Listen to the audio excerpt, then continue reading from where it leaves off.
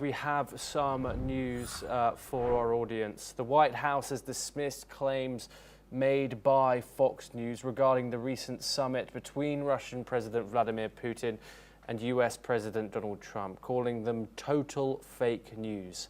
Stephen Chung, White House Director of Communications, responded to Fox News correspondent Jacquai Heinrich's comments, which suggested the talks held in Anchorage, Alaska, were unsuccessful, with Heinrich describing the atmosphere as tense and unproductive. The summit, which lasted over 3 hours, primarily focused on the ongoing Ukrainian conflict and aimed at renewing bilateral relations. Despite differing perspectives on the meeting's outcome, both leaders acknowledged progress, though no agreement was reached on all issues. We are once again joined by Rohan Gunaratne. Rohan, as we've said, there has been no agreement reached on anything on the agenda. No deal on Ukraine, no ceasefire, no nuclear deal, which was floated as a possibility here. How can this be seen as a success for Donald Trump, especially can be seen as a success for Vladimir Putin, as it could be seen as his introduction on the world stage. However, for Donald Trump, how can this be viewed as a success? Thomas, at the very first meeting, there will be no success because Zelensky was not present. With regard to Ukraine, if there's going to be a deal, Zelensky must be there. Other NATO partners should be there because that is one of Russia's concerns. So in the Moscow summit, certainly there can be progress because Zelensky will participate in that meeting. This is just the very beginning of a structured peace process that will lead to something positive. It is because the meeting of these two leaders itself, and they decided to meet, to have the next meeting in Moscow. That itself is progress. Certainly, Putin has his interests, Trump has his interests, and Zelensky has also his interests.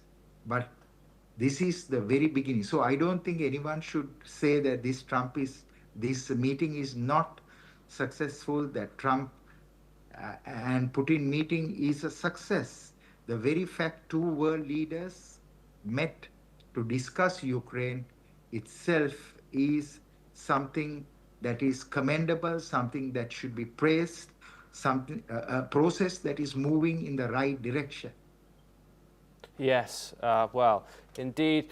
Can I get your thoughts, Julia, on this? That Donald Trump has slammed Fox News for the outcome of this summit, which can be seen as unsuccessful, as of course there has been no agreements reached on the agenda whatsoever. Well, I agree with that assessment that this was not a successful summit, and I totally disagree with this narrative that the fact of the meeting is progress, because there were many meetings and they never led to anything because of Russia's position and because of Russia's approach to negotiations.